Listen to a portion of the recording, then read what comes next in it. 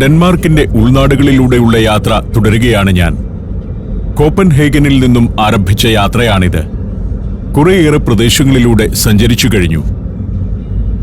വിദ്യാദത്ത് എന്ന ഒരു മലയാളി സുഹൃത്താണ് എന്നെ ഈ കാഴ്ചകളിലേക്കെല്ലാം കൊണ്ടുപോകുന്നത്. കാറിന്റെ പിൻസീറ്റിൽ ഫഹദ് എന്ന കണ്ണൂർക്കാരൻ സുഹൃത്തുമുണ്ട്. സ്റ്റീവൻസ് ക്ലിന്റ് എന്ന ഒരു സ്ഥലത്തേക്കാണ് ഇനി ഞങ്ങൾ പോകുന്നത്. ഏറെ സവിശേഷതകളും പ്രകൃതി സൗന്ദര്യവുമുള്ള ഒരു കടൽത്തീര ഗ്രാമമാണത്. വഴിയോരങ്ങളിലെല്ലാം രസകരമായ കാഴ്ചകളുണ്ട്. ഇത് ഡാൻസ്ക് കെന്നൽ ക്ലബ് എന്നൊരു കെന്നൽ ക്ലബ്ബാണ്. കൂറ്റൻ കെട്ടിടമാണ്. പട്ടികൾക്ക് ഇന്നാട്ടിലുള്ള പ്രാധാന്യമാണ് അതിലൂടെ മനസ്സിലാവുന്നത്. അത് കഴിയുമ്പോൾ കാരവനുകൾ നിരത്തിയിട്ടിരിക്കുന്ന ഒരു സ്ഥാപനത്തിനടുത്തെത്തുന്നു. കാരവനുകൾ വാടകയ്ക്ക് നൽകുന്ന ഇടമാണ്. കാരവൻ സംസ്കാരം ഇവിടുത്തുകാരുടെയൊക്കെ യാത്രകളുടെ ഒരു പ്രധാന ഭാഗമാണ്. വിനോദയാത്രകൾക്ക് കാരവനുകളാണ് ഇവർ കൂടുതലും ഉപയോഗിക്കുക. റിയൽ എസ്റ്റേറ്റ് ഫേമുകളും ഓട്ടോമൊബൈൽ സ്ഥാപനങ്ങളുമെല്ലാം കാണുന്നുണ്ട്. സർവീസ് സ്റ്റേഷനുകളാണ് കൂടുതലും. നഗരം പിന്നിട്ട് ഗ്രാമങ്ങളിലേക്ക് എത്തുമ്പോഴും ഇത്തരം ധാരാളം കാഴ്ചകളുണ്ട്. കുറേ നേരമായി യാത്ര ചെയ്യുന്നു. ഞങ്ങൾക്ക് ഒരു കാപ്പി കുടിക്കണമെന്ന് തോന്നി. ഉച്ചയ്ക്ക് ഭക്ഷണവും കഴിച്ചിട്ടില്ല. മക്കഫയിൽ കയറി ഒരു കാപ്പി കുടിക്കാമെന്ന് തീരുമാനിച്ച് ഞങ്ങൾ അതിനടുത്തേക്ക് വണ്ടി വിട്ടു. ഇതൊരു ഡ്രൈവ് ഇൻ കോഫി ഷോപ്പാണ്. വിദ്യാദത്തിന്റെ പക്കൽ ഒരു കാർഡുണ്ട്. മക്കഫയിൽ നിന്ന് 3 കാപ്പി വാങ്ങിക്കഴിയുമ്പോൾ 4ാമത്തെ കാപ്പി ഫ്രീ ആണ്. ഓരോ തവണയും കാപ്പി വാങ്ങുമ്പോൾ ഈ കാർഡിൽ പഞ്ച് ചെയ്യും. ആദ്യത്തെ പരിപാടി കാപ്പി ഓർഡർ ചെയ്യുക എന്നതാണ്. ഒരു വിൻഡോയിൽ ചെന്ന് കാപ്പി ഓർഡർ ചെയ്തു. 3 പേർക്കും 3 തരം കാപ്പിയായിരുന്നു ആവശ്യം. അത് 3ഉം ഓർഡർ ചെയ്തു. അത് കഴിഞ്ഞ് അടുത്ത വിൻഡോയിൽ ചെന്ന് വേണം പേയ്മെന്റ് നടത്താൻ. ക്രെഡിറ്റ് കാർഡ് വഴി പേയ്മെന്റ് നടത്താം. ജീവനക്കാരൻ കാർഡ് വാങ്ങി പണമെടുക്കുന്നു. ഈ വിൻഡോയിൽ നിന്നും കാപ്പി കിട്ടില്ല. ബർഗർ തുടങ്ങിയ പല വിഭവങ്ങളുടെയും വിൽപ്പനയുണ്ട് ഇവിടെ. പേയ്മെന്റ് നടത്തിയ ശേഷം അടുത്ത വിൻഡോയിലേക്ക് നീങ്ങി. അവിടെ നിന്ന് 3 പേർക്കുമുള്ള കാപ്പി കിട്ടി. ആ കാപ്പി കുടിച്ചുകൊണ്ട് യാത്ര ചെയ്യാം. അതുമായി ഞങ്ങൾ അവിടെ നിന്നും യാത്ര തുടർന്നു. മിക്കവാറും ഇത്തരം സെന്ററുകളൊക്കെ പെട്രോൾ പമ്പുകളോട് അനുബന്ധിച്ചായിരിക്കും. വീണ്ടും മുന്നോട്ടു പോകുമ്പോൾ ഇവിടെ ഡേവിഡ്സൺ കെ എന്നൊരു സ്ഥാപനമുണ്ട്. അഗ്രി മെഷീനറിയുടെ ഒരു സ്ഥാപനമാണ് ഡേവിഡ്സൺ കെ. അത് കഴിഞ്ഞ് കോഗ് എന്നൊരു പട്ടണത്തിലേക്കെത്തുന്നു. കോഗ് എന്നത് ഇംഗ്ലീഷ് പ്രൊനൗൺസിയേഷനാണ്. ഇന്നാട്ടിൽ ഇവിടം കൊഹെ എന്നാണ് അറിയപ്പെടുന്നത്. ഇതൊരു തുറമുഖ പട്ടണമാണ്. കോപ്പൻഹേഗനിൽ നിന്ന് ഏതാണ്ട് 40 കിലോമീറ്റർ ദൂരമുണ്ട് ഇവിടേക്ക്. പട്ടണത്തോട് ചേർന്ന് തന്നെ ഒരു ക്യാമ്പിംഗ് സൈറ്റൊക്കെയുണ്ട്. അവിടെ ക്യാമ്പ് ചെയ്യാം. കോഗിന്റെ പരിസരത്തെല്ലാം കൃഷിയിടങ്ങളാണ്. വലിയ ഉരുളക്കിഴങ്ങ് പാടങ്ങളും മറ്റുമുള്ള പ്രദേശങ്ങൾ. പുരാതനമായ മന്ദിരങ്ങളും ഉദ്യാനങ്ങളുമെല്ലാമായി അതിസുന്ദരമായ ഒരു പ്രദേശമാണ് കോഗ്. 17-18 നൂറ്റാണ്ടുകളിൽ ഡെൻമാർക്കും സ്വീഡനും തമ്മിൽ ഏതാണ്ട് 70 വർഷം നീണ്ടുനിന്ന യുദ്ധമുണ്ടായിരുന്നു. അക്കാലത്ത് പ്രമുഖമായ പല പോരാട്ടങ്ങളും നടന്ന സ്ഥലമാണ് കോഗ്. ബാരക്കുകൾ പോലുള്ള ചില പഴയ കെട്ടിടങ്ങളൊക്കെ ഇവിടെ കാണാം. ഇതൊക്കെ ഇപ്പോൾ ഹോട്ടലുകളും മറ്റുമായി മാറിയിട്ടുണ്ട്. വൃദ്ധസദനങ്ങൾ തുടങ്ങി പല സ്ഥാപനങ്ങളും ഇവിടെ പ്രവർത്തിക്കുന്നു. സീനിയർ സിറ്റിസൺസിനുള്ള കേന്ദ്രങ്ങളും അവർ ഒരുമിച്ച് താമസിക്കുന്ന സ്ഥാപനങ്ങളും ഇത്തരം സ്കാൻഡിനേവിയൻ രാജ്യങ്ങളിൽ സുലഭമാണിപ്പോൾ. പ്രായം ചെന്ന മാതാപിതാക്കളെ മക്കളല്ല നോക്കുക. നഴ്സിംഗ് ഹോമുകളിലേക്കോ ഓൾഡ് ഏജ് ഹോമുകളിലേക്കോ അവർ മാറും. ഡെൻമാർക്കിൽ മാത്രമല്ല, യൂറോപ്പിലെ മിക്ക രാജ്യങ്ങളിലും അതുണ്ട്. അത്തരത്തിലുള്ള സ്ഥാപനങ്ങൾ ധാരാളം കാണാം ഇവിടെ.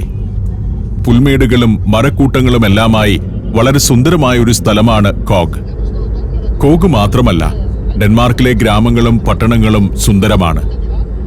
വൃത്തിയും ഭംഗിയും സൗന്ദര്യവുമാണ് എല്ലാറ്റിന്റെയും അടിസ്ഥാനം. നമുക്ക് ജീവിക്കാൻ കൊതി തോന്നുന്ന ഒരു നാട്. കോഗ് പട്ടണം പിന്നിടുമ്പോഴേക്കും പിന്നെ കൃഷിയിടങ്ങളുടെ കാഴ്ചയാണ്. ഉരുളക്കിഴങ്ങിന്റെ വലിയ പാടങ്ങൾ. പാതയുടെ 2 വശത്തും കൃഷിയിടങ്ങളാണ്. സ്വകാര്യ ഉടമസ്ഥതയിലുള്ള കൃഷിയിടങ്ങളാണ് ഇതെല്ലാം.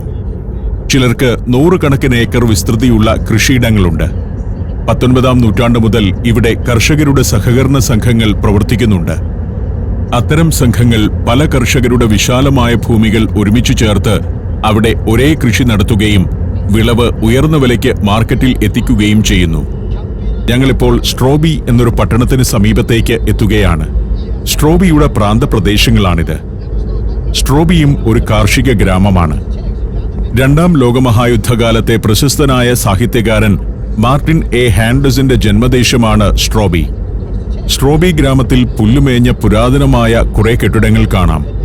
ശിലായുഗ കാലം മുതൽ തന്നെ മനുഷ്യവാസമുണ്ടായിരുന്ന ഒരു പ്രദേശമാണ് സ്ട്രോബി. അന്നത്തെ ചില ഉപകരണങ്ങളും മൃതസംസ്കാര കേന്ദ്രങ്ങളുമെല്ലാം ഇവിടെ കണ്ടെത്തിയിട്ടുണ്ട്. ഇപ്പോൾ ഇവിടെ 700-ൽ താഴെ ആളുകൾ മാത്രമേ വസിക്കുന്നുള്ളൂ. സ്ട്രോബി ചർച്ചാണ് അക്കാണുന്നത്. അവിടവും പിന്നിട്ട് ഞങ്ങൾ യാത്ര തുടർന്നു. ഡെൻമാർക്കിലെ ഗ്രാമീണർക്ക് ഒരു പ്രത്യേകതയുണ്ട്. ലഭ്യമായ സൗകര്യങ്ങളിൽ ഏറ്റവും ആനന്ദം കണ്ടെത്തുന്നവരാണവർ. ഒരു കാര്യത്തിലും വലിയ ഉത്കണ്ഠയോ അമിതമായ ആഹ്ലാദമോ ഇല്ല. സ്ട്രോബി കഴിയുന്നതോടെ വീണ്ടും വലിയ കാർഷിക പ്രദേശങ്ങൾ കൺമുന്നിലെത്തുന്നു. ഇവിടെ ഒരു റെയിൽവേ ക്രോസിംഗ് ഉണ്ട്. ഗേറ്റ് ഒന്നുമില്ല. വല്ലപ്പോഴുമൊക്കെ ഒരു ട്രെയിനേ ഉള്ളൂ. സ്ട്രോബി പിന്നിടുമ്പോൾ കാണുന്ന ചെറിയ ഗ്രാമങ്ങളാണ് ഇതെല്ലാം. പരന്ന മേൽക്കൂരയുള്ള കോൺക്രീറ്റ് കെട്ടിടങ്ങൾ ഇന്നാട്ടിൽ ഒരിടത്തും നമ്മൾ കാണുന്നില്ല. ഓടിട്ട ചെരിഞ്ഞ മേൽക്കൂരയുള്ള കെട്ടിടങ്ങളേയുള്ളൂ. ചിലയിടത്ത് ചില ഫാമുകളുണ്ട്. വലിയ ഗ്രീൻ ഹൗസുകളുള്ള ഫാമുകൾ.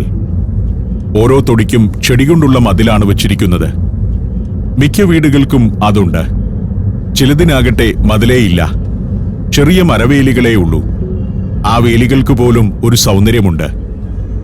വീട് എന്ന് കേൾക്കുമ്പോൾ നമ്മുടെ മനസ്സിൽ വരുന്ന ചിത്രം തന്നെയാണ് ഇവിടെ കാണുന്നത്.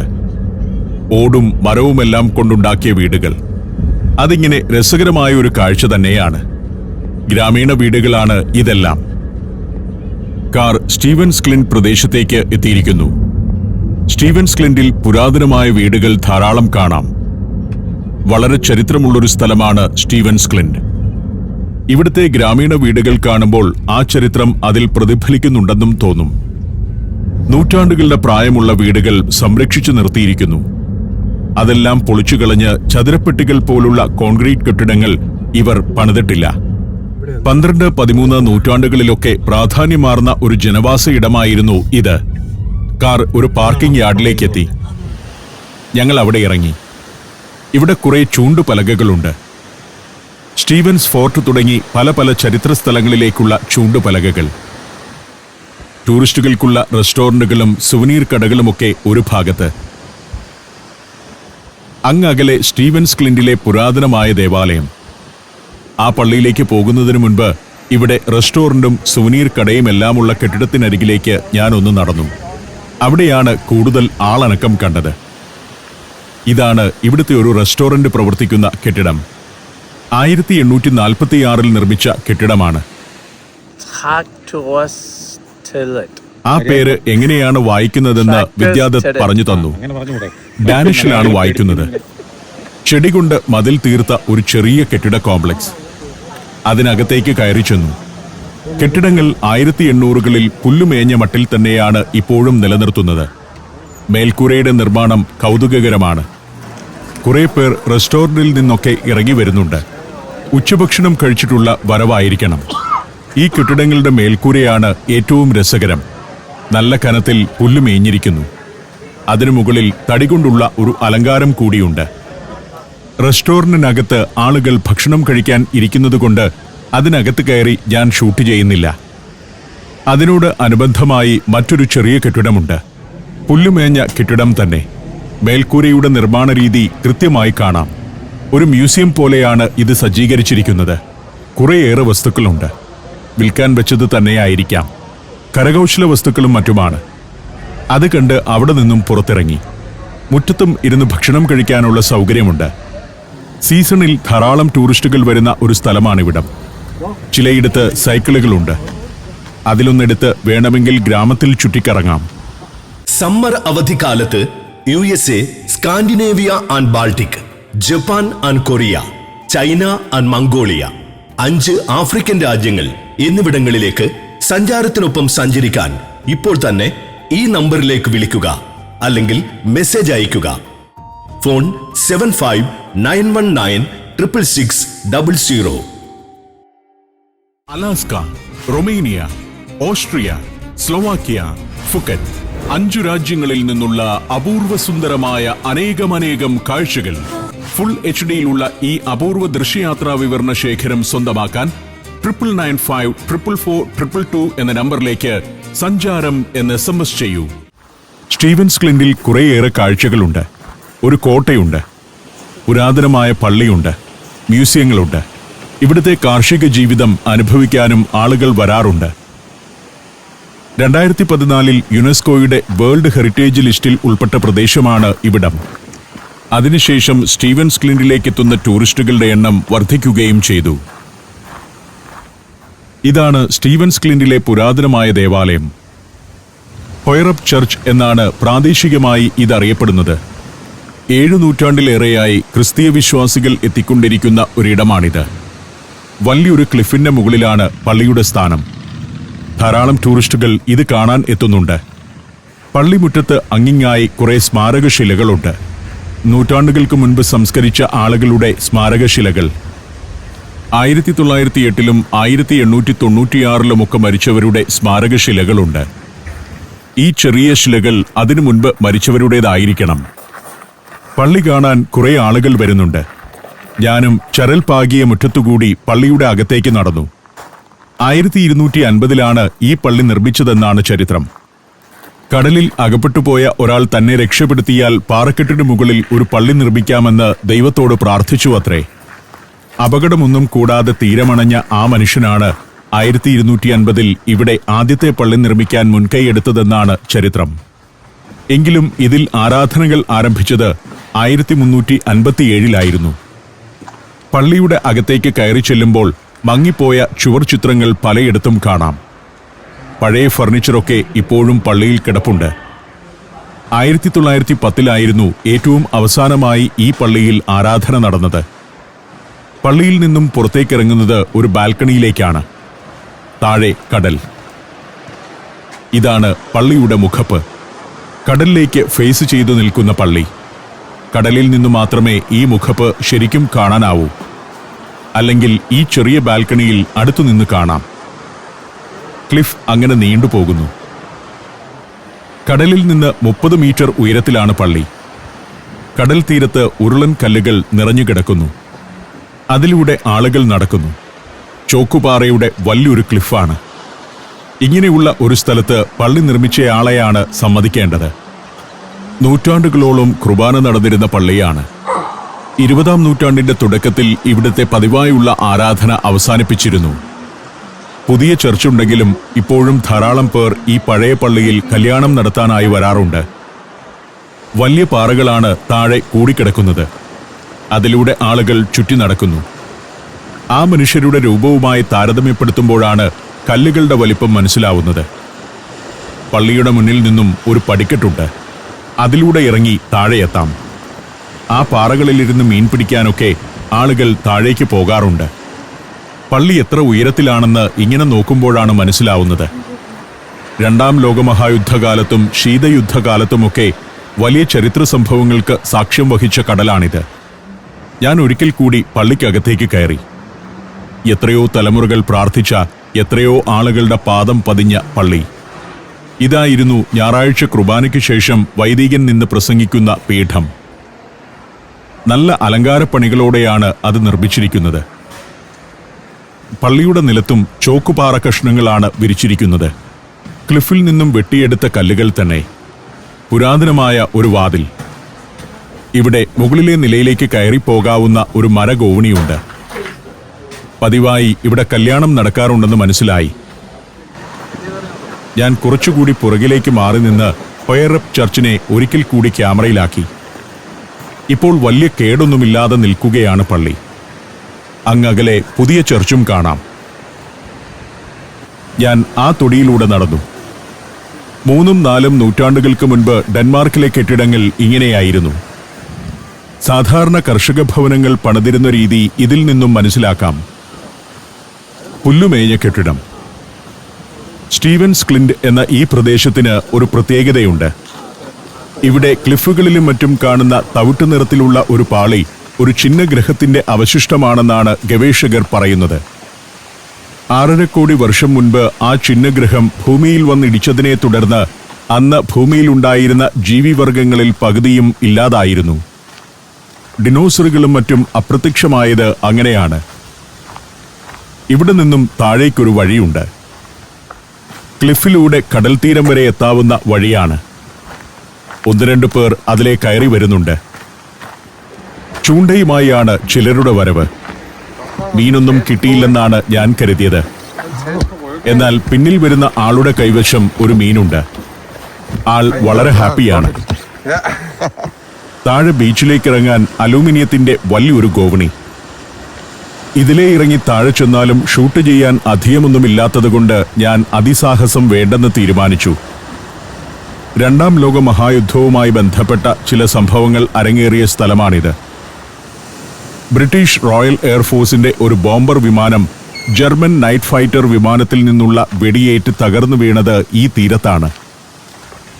1943 മാർച്ച് 14-നായിരുന്നു ആ സംഭവം. പോളണ്ടിൽ ഒരു ദൗത്യത്തിനായി ഡെൻമാർക്കിലെ കാസ്ട്രൂപ്പ് എയർബേസിൽ നിന്നും പറന്നുയർന്നതായിരുന്നു വിമാനം. വെടിയേറ്റ് കത്തി അത് സ്റ്റീവൻസ് ക്ലിന്റിന്റെ തീരക്കടലിൽ വീണു. അതിലുണ്ടായിരുന്ന 7 പേരും മരിക്കുകയും ചെയ്തു. ആ 7 പേർക്കു വേണ്ടിയുള്ള സ്മാരകമാണിത്. അവിടെ നിന്ന് വീണ്ടും നടന്ന് ഞാൻ പുതിയ പള്ളിയുടെ സമീപത്തേക്കെത്തി. പുതിയ പള്ളി പഴയ പള്ളിയുടെ അതേ ശൈലിയിൽ തന്നെയാണ് നിർമ്മിച്ചിരിക്കുന്നത്. പള്ളിയുടെ കോമ്പൗണ്ടിനകത്തു നിന്നും കുറച്ചു പേർ ഇറങ്ങി വരുന്നുണ്ട്. ഞാൻ അകത്തേക്ക് കയറി ചെന്നു. ഗംഭീരമായൊരു നിർമ്മിതി തന്നെയാണിത്. പള്ളിയുടെ അകത്തേക്ക് കയറാൻ പറ്റിയില്ല. അത് പൂട്ടിയിട്ടിരിക്കുകയാണ്. അതിന്റെ മുന്നിലൊരു ഉദ്യാനമുണ്ട്. മനോഹരമായ ഉദ്യാനം. ഇത് സെമിത്തേരിയാണ്. ഉദ്യാനത്തിനകത്ത് അങ്ങിങ്ങായി ഉരുളൻ പാറകൾ കാണാം. അതോരോന്നും ഓരോ സ്മാരകശിലയാണ്. നമ്മുടെ നാട്ടിലൊക്കെ കാണുന്ന തരം ഒരേ തരത്തിലുള്ള കല്ലറകളും സ്മാരകശിലകളുമല്ല. ചിലത് ഗ്രാനൈറ്റിന്റെ ഒരു കഷ്ണം, മറ്റു ചിലത് വെറുമൊരു ഉരുളൻ കല്ല്. വെറുമൊരു പാറയെടുത്ത് സെമിത്തേരിയിൽ സ്മാരകശിലയായി വെക്കുന്നതിനെക്കുറിച്ച് നമ്മളിപ്പോഴും ചിന്തിക്കുന്നില്ല. വളരെ ക്രിയേറ്റീവായി ഒരുക്കിയിട്ടുണ്ട് സെമിത്തേരി.